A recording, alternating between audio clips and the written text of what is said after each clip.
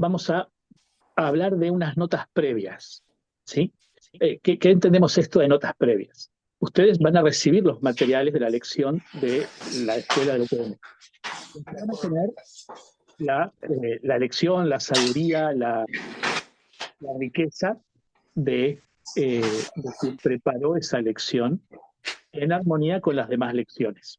Pero a veces hay detalles que obviamente, porque quien está preparando o dando una lección no puede detenerse demasiado para poder desarrollar el tema, que son mencionados de alguna forma breve o escueta o haciendo una referencia nada más.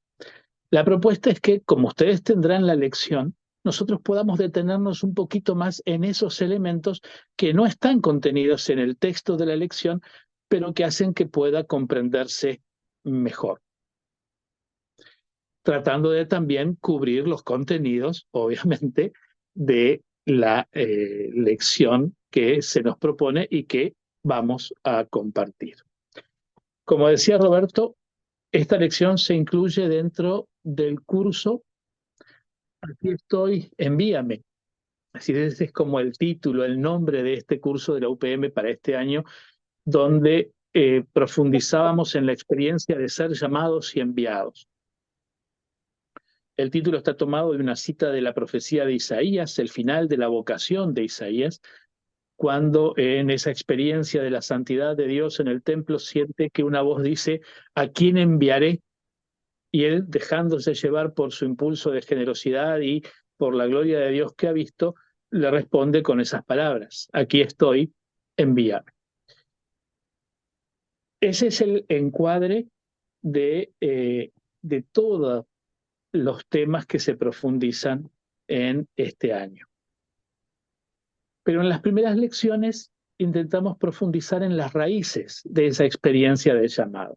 Raíces que son las de la revelación, las de la escritura, las del encuentro personal con Jesús. Y la segunda es la que tiene que ver con el Nuevo Testamento. Como decía eh, Humberto, la lección 2A es el contenido de la misión para Jesús. Es decir, ¿qué piensa Jesús cuando envía a los apóstoles? ¿A qué los envía? ¿Con qué condiciones? ¿Con qué circunstancias? La lección original la preparó María Magnolfi y es a ella quien corresponden todos los méritos de lo que vamos a compartir. Entonces, primer texto previo o primera puntualización. Cuando nosotros decimos Evangelio o Nuevo Testamento, nos referimos a una realidad que conocemos y que normalmente identificamos con un libro. Y si bien el Nuevo Testamento es un libro, una colección de textos, si bien el Evangelio es un texto escrito, originalmente no es o no hacemos referencia inmediatamente a un texto escrito, cuando en la iglesia o en la escritura misma hablamos del Evangelio. A ver, como para entendernos, si yo digo noticia, me refiero a un acontecimiento que es externo, que es objetivo y objetivable. La noticia de que hubo un accidente de tránsito, por ejemplo. Yo no puedo novelarla, no puedo inventarme una fábula si quiero comentar esa noticia. Tengo que decir la realidad como fue. Ahora, si yo digo buena noticia o mala noticia, no me detengo tanto en el acontecimiento desnudo, objetivo, sino en lo que el acontecimiento significó para mí. Digo más de mí y de lo que deja el acontecimiento en mí que del acontecimiento mismo. Decir buena noticia es decir que eso que voy a narrar es importante, positivo para mí. Decir mala noticia es decir lo contrario. Al mismo tiempo, si yo digo Juan Pérez, estoy hablando de un personaje, o pongamos a alguien más conocido. Si digo Aristóteles, Estoy hablando de un personaje enmarcado en los condicionantes de la historia, puedo mencionar su biografía, decir algo de su vida, y eso es lo que configurará a Aristóteles. Ahora, si yo digo el maestro, que es como le llamaba muchos de sus discípulos, entre ellos Alejandro Magno, estoy diciendo más que el simple acontecimiento Aristóteles. Estoy diciendo lo que ese personaje significa para mí. O sea que cuando nosotros decimos Evangelio de Jesucristo, es decir, buena noticia acerca de Jesús y perteneciente a Jesús, el Mesías, estoy diciendo no un acontecimiento, una noticia reducible a una biografía o a un acontecimiento histórico.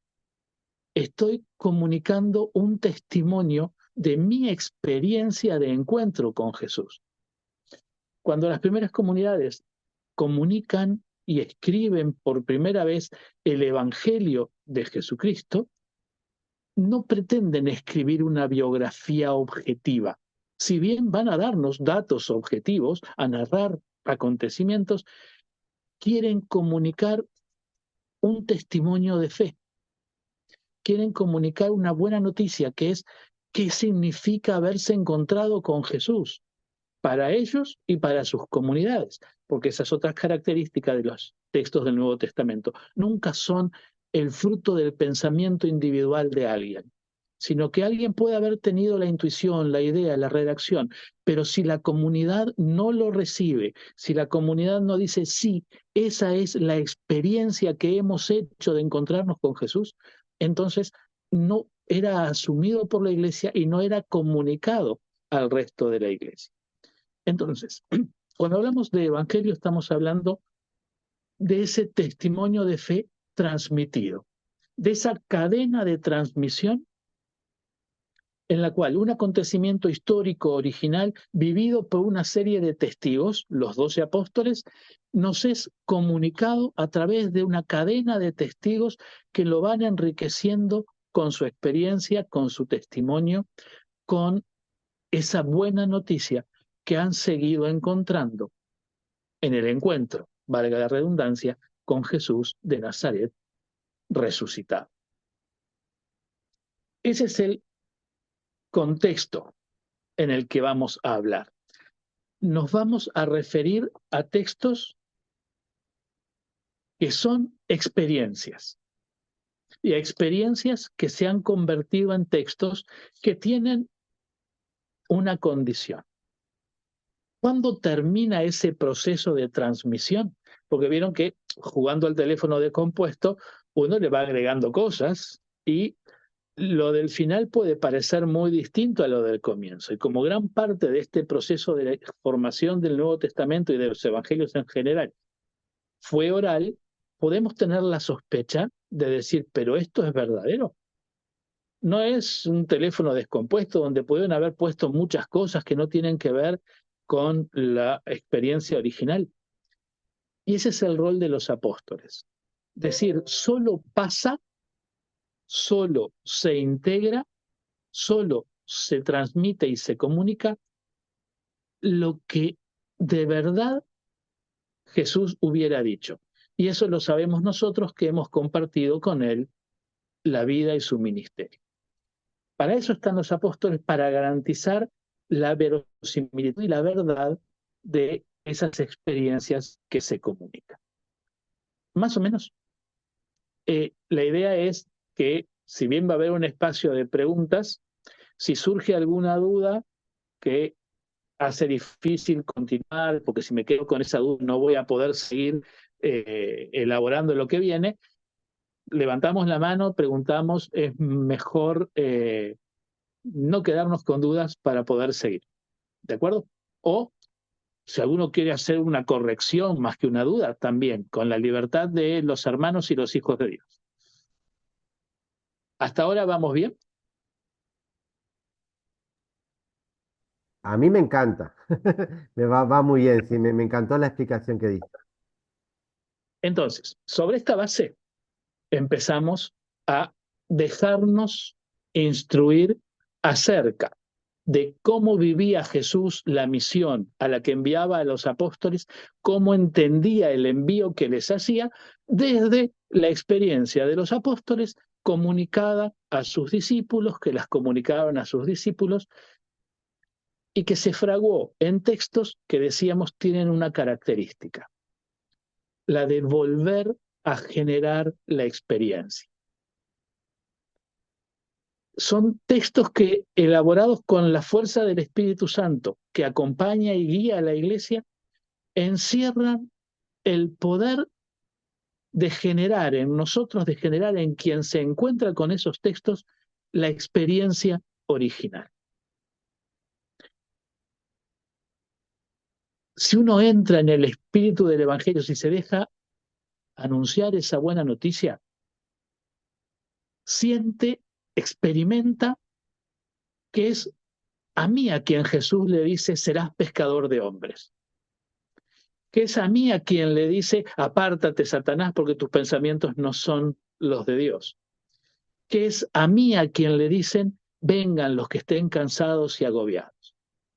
No son historias, son puertas a la experiencia para que podamos encontrarnos con la persona más importante, que es aquel que los dijo por primera vez y que diciendo y viviendo eso, le cambió la vida, en primer lugar, a los 12, pero también a todos los que escucharon su testimonio. Más o menos. Entonces, ¿qué vamos a recibir?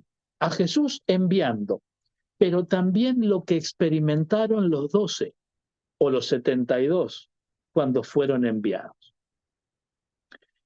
Y ese es el contenido de la lección de hoy.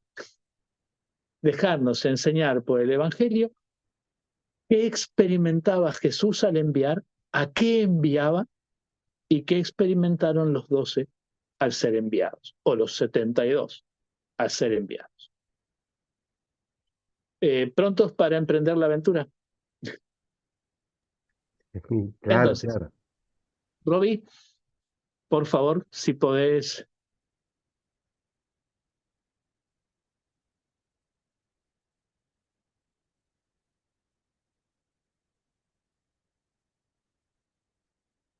Bien. Siguiente, por favor.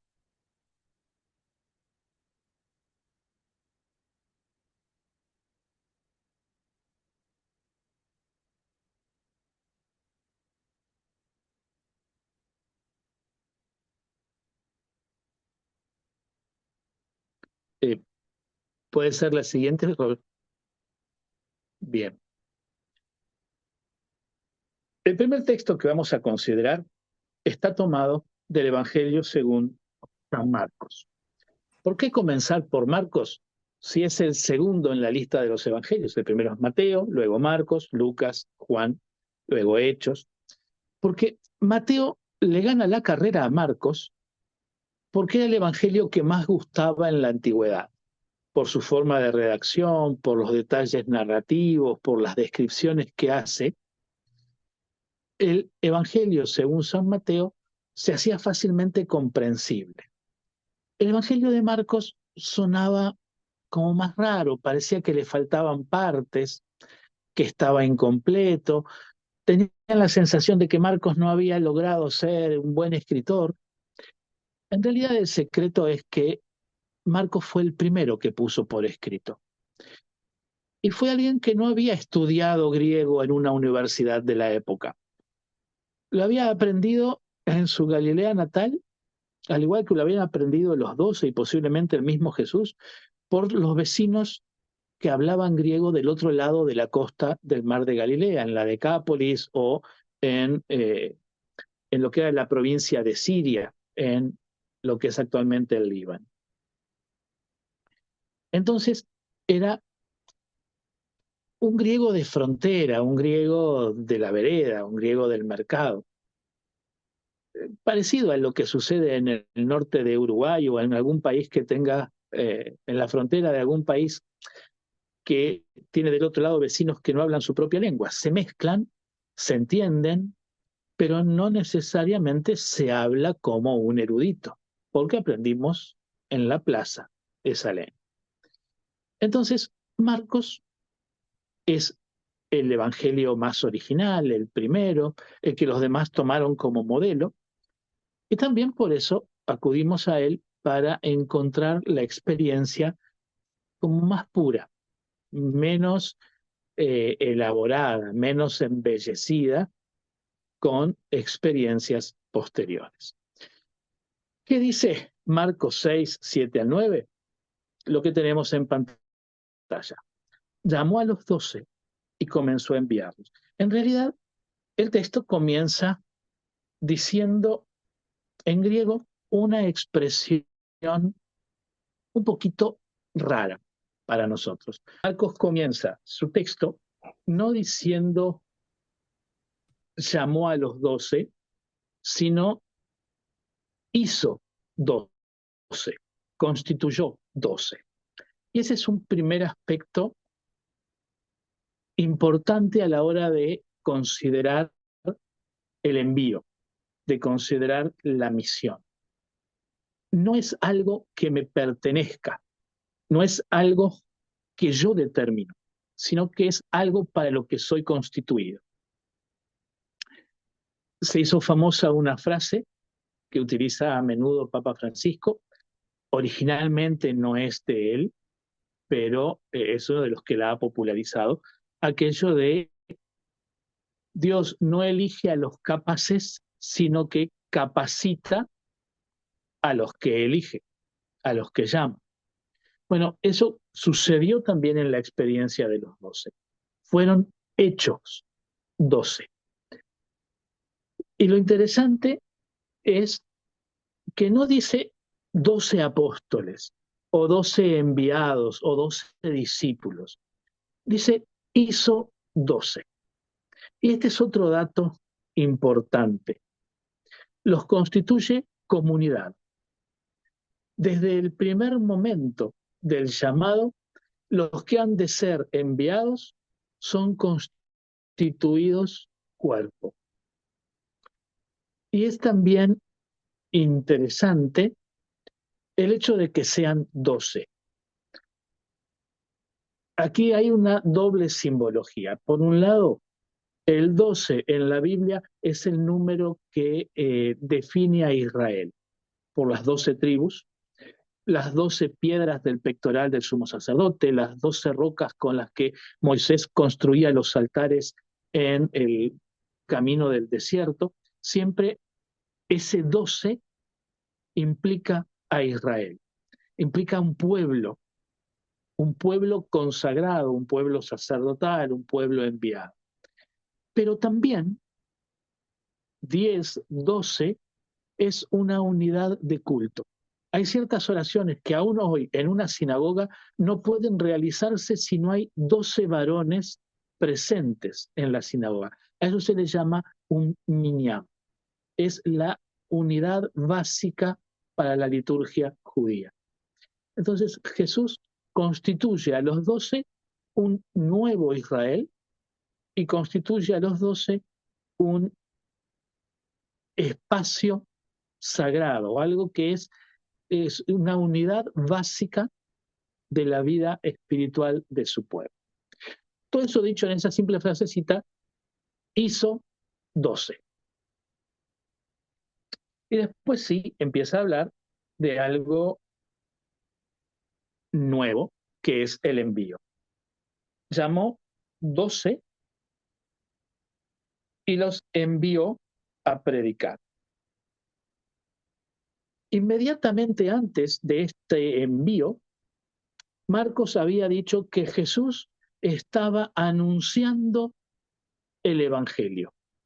¿Se acuerdan? Después del bautismo, de las tentaciones, Jesús sale a predicar. Y Marcos dice, Jesús comenzó a predicar el Evangelio y decía, el tiempo está cerca, el reino está cerca, conviértanse y crean en el Evangelio, crean en la buena noticia.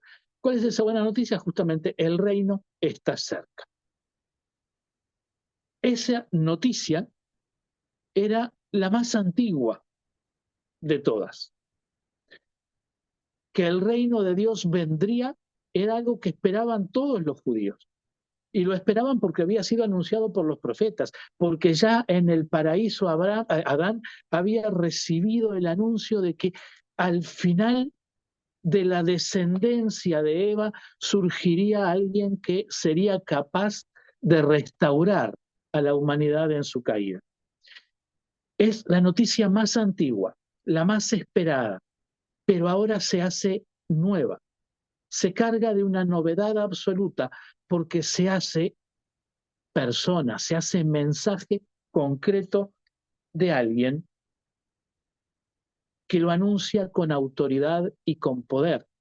¿Se acuerdan que los que escuchaban a Jesús quedaban sorprendidos porque él enseñaba como quien tiene autoridad, como quien puede acreditar lo que está anunciando, no como quien repite algo que ya fue anunciado y que venimos diciendo una y otra vez, comunicando como parte de una tradición?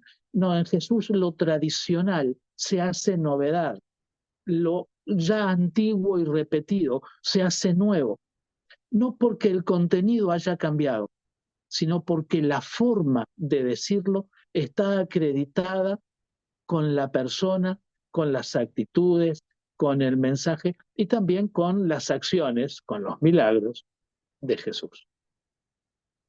Es en ese contexto que Jesús llama, hace, crea a los 12. Y el Evangelio, o sea, Marcos, en el versículo 7 del capítulo 6, pone todo junto.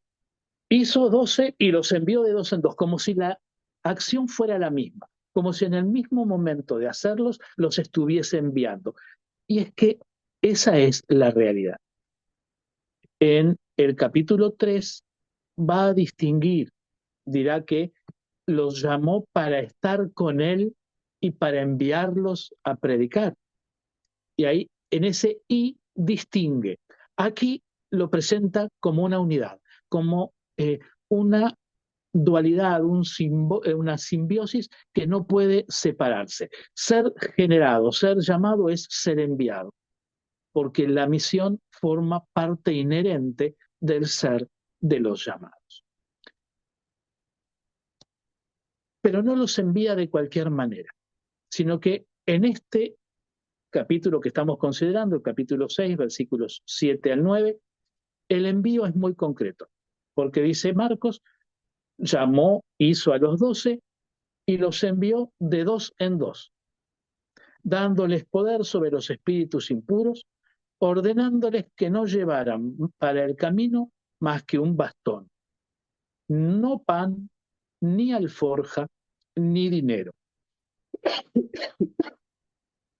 que fueran calzados con sandalias y que no tuvieran o no llevaran dos túnicas. Eso es la descripción de ese primer envío. Podríamos decir es la primera concreción de la vocación de los apóstoles. Creados para estar con él y ser enviados, bueno, en este momento empiezan a vivir el envío. Y vamos a detenernos, como nos propone María Magnolfi, en algunos elementos de esta descripción de los versículos 7 al 9. En primer lugar, bueno, lo que ya decíamos, hizo 12, los hizo comunidad, los genera juntos y los envía juntos. No solo son comunitariamente, sino que son enviados de a dos. Son enviados como comunidad. Nosotros sabemos que dos reunidos en su nombre es la mínima expresión necesaria para que Jesús pueda estar presente en medio de ellos. Bueno, ese envío de a dos tiene que ver con eso. ¿Por qué? Por dos aspectos. Uno es un aspecto legal. La ley de Israel, la ley de Dios expresada y anunciada a Israel por Moisés, establece que es necesario el testimonio de dos para que una verdad sea aceptada en un tribunal. Así como no puede ser alguien condenado por el testimonio de uno solo, sino que se necesitan dos o más testigos que coincidan en su testimonio, De la misma forma, un acto, un hecho, se considera verdadero solo cuando dos testigos pueden acreditar. En la antigüedad, y en la época de Jesús todavía, el mes comenzaba el día de la luna nueva, el día que la luna es nueva. El problema es que descubrir la luna nueva es muy difícil, porque justamente la luna nueva es el día en que la luna no se ve. Entonces, ¿cómo hacían para saber cuándo iba a comenzar el mes? Para anunciar sagradamente ese comienzo de mes que era una fiesta religiosa en Israel, que era la renovación del tiempo. Se requerían dos testigos que jurasen haber visto la luna llena. Entonces, dos testigos acreditaban la luna llena, se contaban 14 días más y ese día se proclamaba el comienzo de mes, la luna nueva, porque tampoco servía decirlo el mismo día, porque había que preparar la fiesta, anunciarlo con tiempo. Entonces, ese doble testimonio, por eso decimos, no es solamente para condenar a alguien a muerte, sino que las verdades tenían que ser anunciadas por dos testigos, avaladas por dos testigos, ya fuesen positivas o negativas. Entonces, primer contenido de ese enviados de dos en dos es que su testimonio fuese un testimonio válido en cualquier tribunal.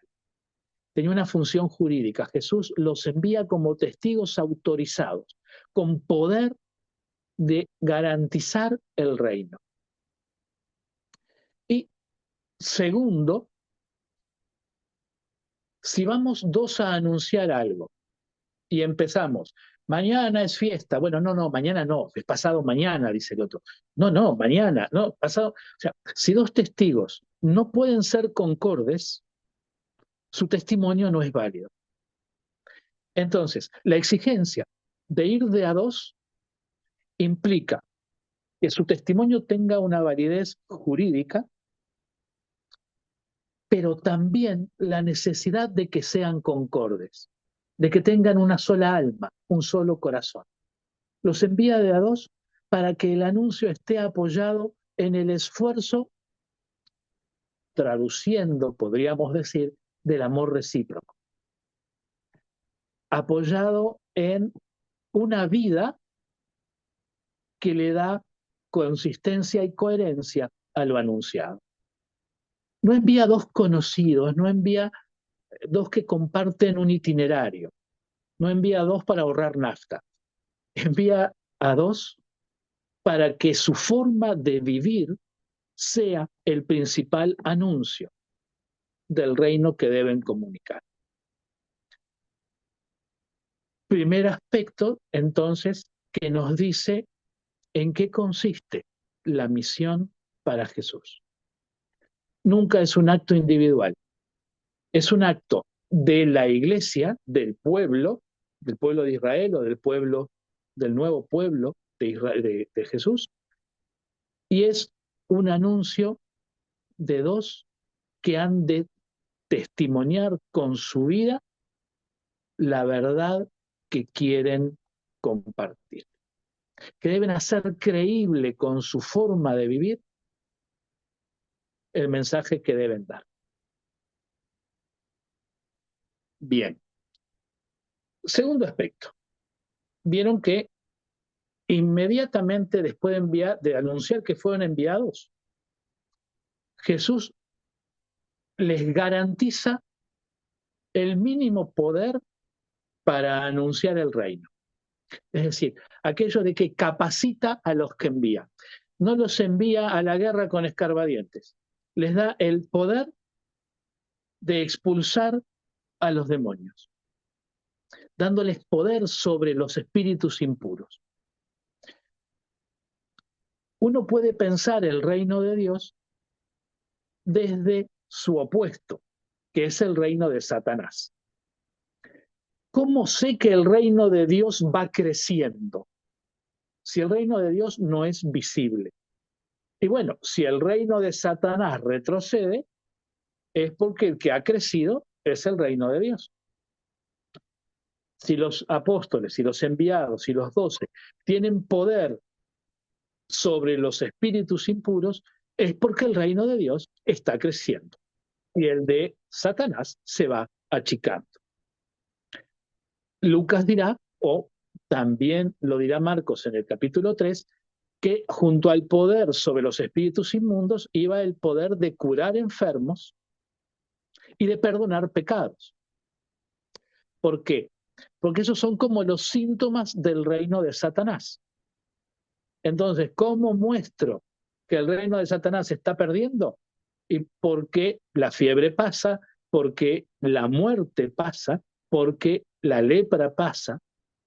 Y eso lo pueden hacer los discípulos, no Jesús solo. Entonces, si cualquier hijo de vecino puede hacerlo, es porque el reino de Dios está actuando con poder en medio de la humanidad. El poder sobre los espíritus impuros es una prueba, es la posibilidad de dar testimonio creíble y visible de aquello que debe, en primer lugar, testimoniar la vida. Y no es que los apóstoles son enviados para vencer a los demonios, son enviados para anunciar el reino. ¿Y cuál es el principal anuncio de ese reino? Que van de a dos, que van concordes, que van con una sola ánima, que van amando. Lo otro es secundario, porque si no estuviese lo primero, se podía decir, expulsan los demonios con el poder de Baal, Baal Zebul, el príncipe de los demonios. Y es una estrategia del maligno. En cambio, si vive en el reino, es natural que se descubra al Dios de Israel actuando en el poder de sus palabras. Más o menos, ¿nos seguimos? Sí, sí, sí, sí, sí, está muy Después bien. de esto, gracias, Humberto. Después de esto, la cosa se complica. Porque uno dice, bueno, ya que me mandás a anunciar el reino, por lo menos déjame viajar en primera. Y no, no lleven para el camino más que un bastón. Ni pan, ni alforja, ni dinero. Vayan calzados con sandalias y no lleven dos túnicas. Y uno, claro, normalmente entendemos esto como parte de la opción radical de Jesús por los pobres. Porque estamos convencidos de que Jesús se juntaba con pobres y que Jesús elegía a los pobres y que se reunió y se rodeó de pobres. Y no, lo lamento. Pero si alguien tiene dos barcas, tiene algo más que una pyme. Era un empresario importante en la época. Si una mujer puede romper un frasco de perfume que salía el sueldo de un año de alguien que ganaba muy bien, es porque tiene ese dinero. Si otras mujeres podían servir a Jesús con sus bienes, es porque poseían muchos, porque era la única forma en que una mujer podía administrar directamente su herencia o su fortuna, que fuera muy grande y que no tuviera ningún varón al que estuviese subordinada. Entonces, nosotros tenemos que aprender a distinguir entre la comunidad de Jesús dos conceptos. Uno es el de marginación, el otro es el de marginalidad. La marginación es un concepto socioeconómico y significa no tener acceso a las fuentes de riqueza. La marginalidad es una categoría sociocultural y significa estar desprovisto de la posibilidad de acceder a las fuentes de poder.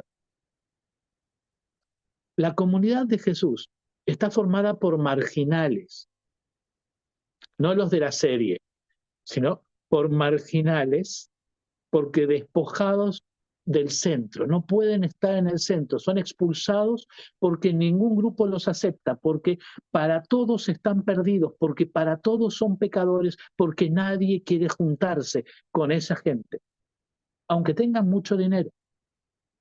Son parias desde aquello que es importante para la sociedad de Israel, que es la relación con Dios, porque es una sociedad teocéntrica y teocrática. Entonces, ¿quiénes son los expulsados al margen? Los pecadores, los publicanos, las prostitutas, los ignorantes, los que no pueden estar todo el tiempo meditando en la ley porque tienen que trabajar, o los que trabajan con cadáveres, por ejemplo, los pescadores, porque normalmente el pescado se vende muerto, no vivo. Y como estaba prohibido tocar un cadáver, los puritanos, los que quieren cumplir radicalmente la ley, pero el pescado es un cadáver. Nadie dejaba de comerlo, pero tocarlo y venderlo que lo hagan otros. Y a esos los expulso. ¿Se entiende contra qué se mueve Jesús? Ahora, para que no nos confundamos, hay una opción radical por los pobres en Jesús, pero no tiene que ver con su comportamiento, tiene que ver con su ser. Porque él, siendo Dios, se hizo nada. Siendo rico, se hizo pobre. Siendo el verbo eterno del Padre, se hizo nuestro barro. Y esa es la opción más radical por la pobreza y por la exclusión. Y esa es la raíz de la opción preferencial de la Iglesia por los pobres. No el comportamiento de Jesús, sino el ser mismo de Jesús. Porque si nosotros tuviésemos que imitar el comportamiento de Jesús, todos los varones tendríamos barba larga, todos los que pudieran tendrían pelo, todos hablaríamos arameo y seguiríamos usando túnica. No se trata entonces de imitar un comportamiento de Jesús. La exigencia de pobreza no es una opción exterior, no es una cuestión comportamental, sino que es la forma de ser del discípulo. ¿Por qué? Porque detrás de estos tres elementos, ni pan, ni alforja, ni dinero, ¿se acuerdan de las tres tentaciones que pasó Jesús? Bueno, estos son los tres símbolos. El pan, la tentación de vivir para mí, de vivir para mis necesidades, de vivir para mi cuerpo. La alforja, la inseguridad de prever, de poseer. El dinero como instrumento del poder. Placer, poder y prestigio son las tres grandes tentaciones, porque son las tres falsas seguridades. Los discípulos deben caminar libres para poder ser testigos del reino. Y para ser libres, tienen que haber conquistado estas tres libertades. Y estas tres libertades no se conquistan con ejercicios de piedad. Los ejercicios de piedad nos ayudan para crecer en libertad, pero no nos la dan. Hacemos ayuno no porque pasar hambre nos haga mejores o porque a Dios le encante que pasemos hambre. Tratamos de dominar nuestra necesidad corporal para recordar que no vivimos solo de pan, sino de lo que nos trasciende. Tratamos de compartir lo que tenemos con los demás para reconocer que los demás están por encima de lo que poseo y para ser libre de las cosas que poseo. Pero la libertad no consiste en la limosna. Ese es un instrumento, es un ejercicio. Porque lo que debo conquistar como discípulo es la libertad ante esas falsas seguridades. ¿Por qué? Porque mi única seguridad ha de ser el Señor del reino, que puede suplir a mis necesidades. Por eso basta buscar la justicia del reino, que es la justicia de Dios, para que todo lo demás venga por añadidura. ¿Más o menos? ¿Entendemos por qué la exigencia de no pan, no alforja, no dinero, pero sí un bastón? ¿Por qué un bastón sí y una alforja no? Porque el bastón no lo lleva quien se siente seguro, sino todo lo contrario. Convencer a una señora de la parroquia que use un bastón es una de las peores tareas que le pueden pedir los hijos de esa señora a un párroco. Y muchas veces el argumento que más convence no es que piensen que usted no puede ir segura, pero es elegantísimo andar con bastón. O sirve como advertencia para el que se acerque con malas intenciones, porque un buen garrotazo siempre es disuasivo. Entonces, el bastón es lo contrario a la alforja o al pan o al dinero, porque es la ostentación de la debilidad y no la búsqueda de seguridad o la ostentación de seguridad. El bastón es lo que agarra el que se siente flojo, no el que busca algo en que apoyarse, porque es demasiado evidente.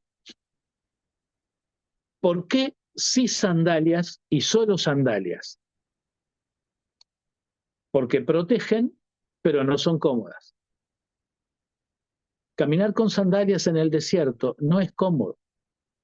Quien haya intentado caminar largas distancias con sandalias sabe que al segundo día máximo tiene ampollas. Y si no, consulten a Roberto, que tiene experiencia en el Camino de Santiago. Pero caminar con sandalias no es ni el calzado de los poderosos, ni el calzado de los prepotentes, que son las botas de guerra, las cáligas, ni el de que busca su comodidad, sino el que se protege con prudencia, pero tampoco tratando de pasarla bien, ni evitar todos los riesgos. Porque una sandalia no es un seguro contra todo riesgo. Es algo que permite caminar, pero no más que eso. Y por último, que no lleven dos túnicas. Nosotros podemos hacer de esta lectura una lectura literaria, literal, o una lectura simbólica como la que hicieron los padres. ¿Se acuerdan que el hijo pródigo recibe a su vuelta un vestido nuevo, una túnica nueva? Y aquí vamos a hacerle caso a, esto es para toda la zona, pero creo que a Mirta Legrand la conocemos todos, ¿verdad? Y a los Sí, dichos sí. de Mirta Legrand los conocemos todos, aquello de que como te ven te tratan, y si te ven mal te maltratan, y si te ven bien te contratan. Bueno, la túnica es la apariencia, es el cómo me muestro, pero es también mi dignidad, es mi imagen y mi dignidad. Yo no puedo tener dos imágenes, no puedo tener dos dignidades. Tengo una y la recibo del Padre y trato de custodiarla. Por eso no dos túnicas, porque no hay doblez posible. Si soy discípulo, debo ser íntegro en el anuncio del mensaje, pero también en mi pertenencia y en mi vida, en marcar quién soy. Y como te ven, saben quién sos y así te tratan, una sola túnica. Esa es la interpretación espiritual de los padres, que no se puede servir a dos señores, que hay que ser coherente. Pero también está lo literal, una túnica salía cara. Si yo tengo dos túnicas, es porque entonces no cumplí lo anterior. Porque si no dinero, no pan, no alforja, primero, ¿dónde llevo las dos túnicas si no tengo alforja? Pero además tiene que ver con el acumular. Los padres de la iglesia que lo leían desde esa perspectiva más literal, llegan a afirmar, ¿tienes dos túnicas? Has robado una. Porque si hay alguien que está desnudo y tú tenés dos, es porque no miraste bien y porque le robaste esa túnica que debería tener el otro. Entonces, esas son las condiciones del envío. Y en esas condiciones del envío leemos ¿Qué significaba el envío para Jesús? ¿Qué significa la misión para Jesús? ¿Y a qué envía y por qué envía Jesús a los discípulos? Más o menos, este es el primer texto, o mejor dicho, la primera parte de un texto que continúa hasta el versículo 13 con otra parte, que dice, y les dijo, o sea, los envió con esas condiciones y ahora les da instrucciones. Las primeras son las condiciones de la misión, ahora vienen las instrucciones para la misión. Cuando entren en una casa, quédense en ella hasta que se marchen de ese lugar. Si en algún lugar no los reciben y no los escuchan, márchense de allí sacudiendo el polvo de la planta de sus pies en testimonio contra ellos. Y yéndose de allí, predicaron que se convirtieran, expulsaban a muchos demonios y ungían con aceite a muchos enfermos y los curaban. Vamos a hacer el mismo ejercicio y vamos a tratar de ir parte por parte. Cuando entren en una casa, quédense en ella. Si ustedes escuchan como instrucción esto, ¿qué es lo primero que se les ocurre? ¿Qué está diciendo Jesús? Pueden desmutear los micrófonos y participar, si quieren, claro.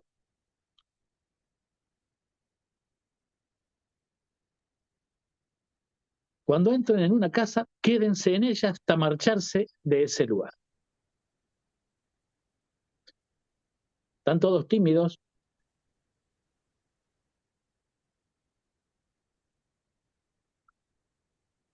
Se ve que Jesús aquello de que los invitados como el pescado al tercer día huelen mal, no.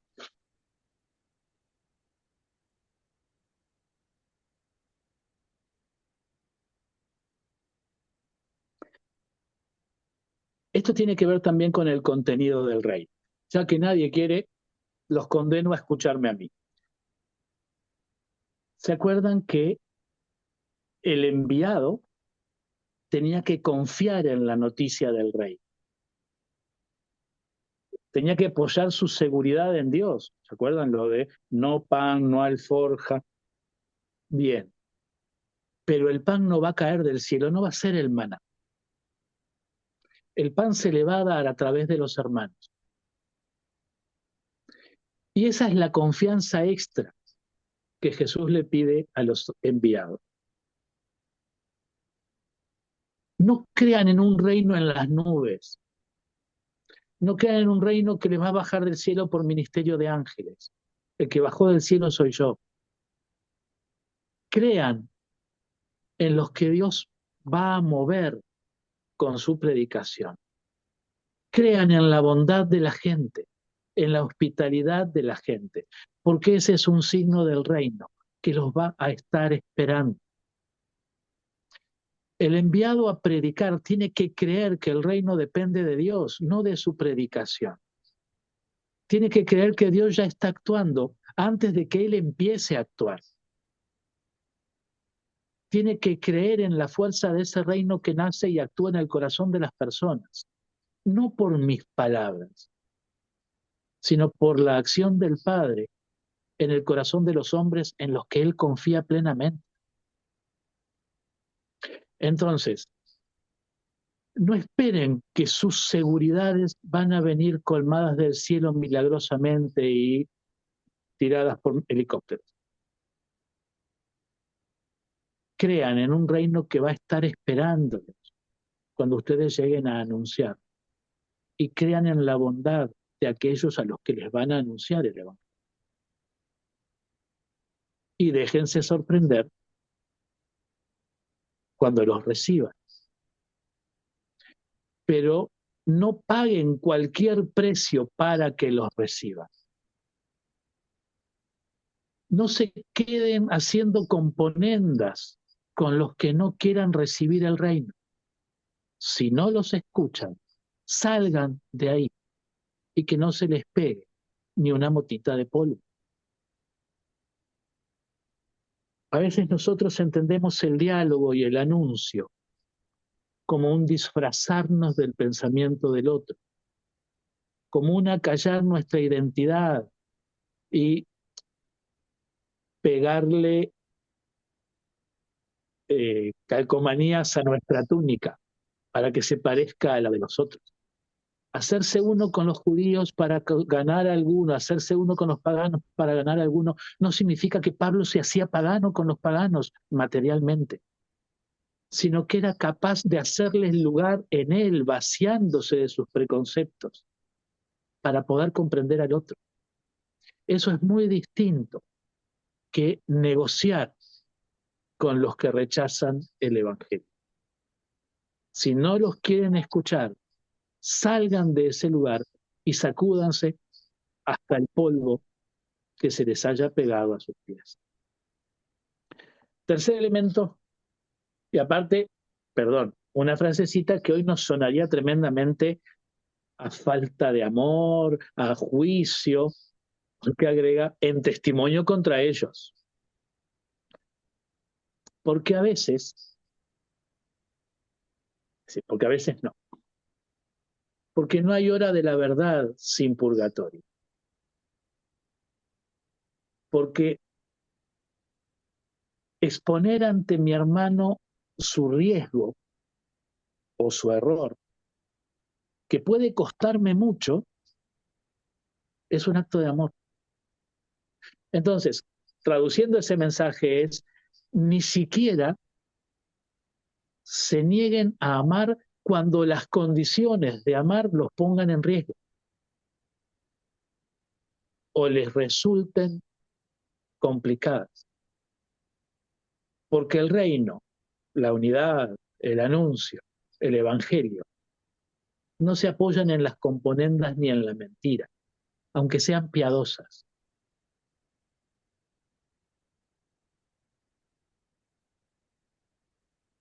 Los discípulos tienen que creer en el mensaje que anuncian.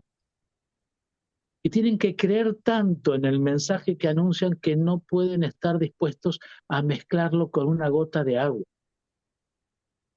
El vino del reino se distribuye puro, no se adultera,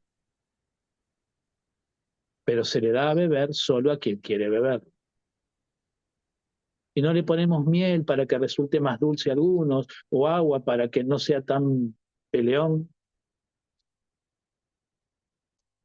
Nos enamoramos del mensaje del reino, no nos vamos a poder anunciar.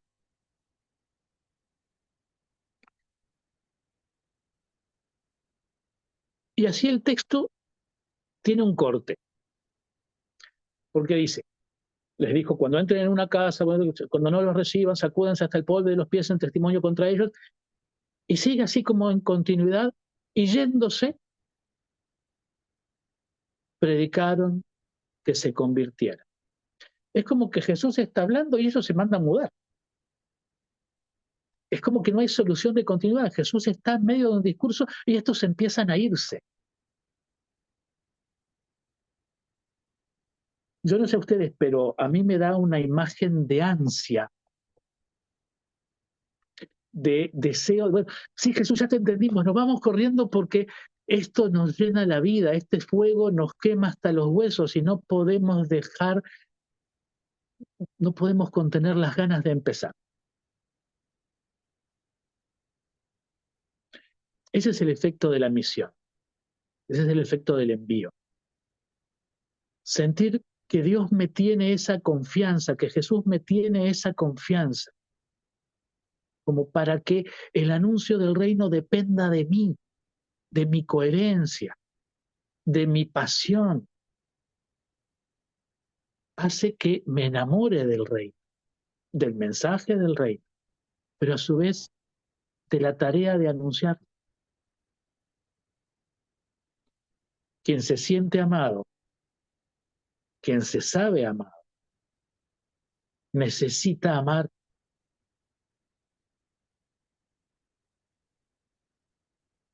Por último, se nos dice que todo lo que Jesús prometía se cumple en este envío.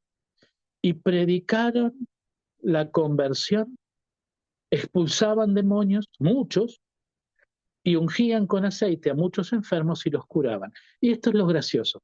En este anuncio, en este texto, Marcos no había dicho curarán enfermos imponiéndoles las manos o curarán enfermos ungiéndolos con aceite. Lo dijo antes, en el capítulo 3, Lucas lo va a decir en este momento, porque claro, se dio cuenta de la incoherencia, pero Marcos no. Y no es un error de Marcos. Yo creo que es una treta del Espíritu Santo, de poder dejarnos pistas en lo que parecen errores. Porque si no está dicho y lo hicieron, es porque el misionero, el enviado, no está obligado a repetir un esquema, un discurso, lo que siempre se hizo y se dijo así, sino que hay espacio a la creatividad. Hay espacio a dar respuestas nuevas a la misma situación o a situaciones nuevas. Puedo apoyarme en esa tradición de la unción con aceite, que era ya desde el Antiguo Testamento, para ser la portadora de nuevos contenidos. Puedo poner vino nuevo en odres nuevos. Puedo dejarme ser creativo. Sobre todo en el plano de la acción, con tal de que no cambie el mensaje. ¿Se acuerdan de no toquen al niño? Bueno, Sí, claro. mientras la verdad, mientras el evangelio, el ideal, el carisma, esté intacto, que se encarne con todas las novedades, con todas las posibilidades, con toda la creatividad que el Espíritu nos sugiera, pero que esté intacta la verdad del reino. En el caso de Jesús. Más o menos. Sí, sí, sí, se sigue bien. Entonces, síntesis de este capitulito, que es de esta primera mirada a la misión desde Jesús. Hospitalidad, comunión, compartir las necesidades y los recursos, no hacer acepción de personas y acoger a todos, pero especialmente a los excluidos, a los marginales, a los que no tienen lugar. Porque la buena noticia del reino, en el fondo, es que en la casa del Padre hay lugar para todos.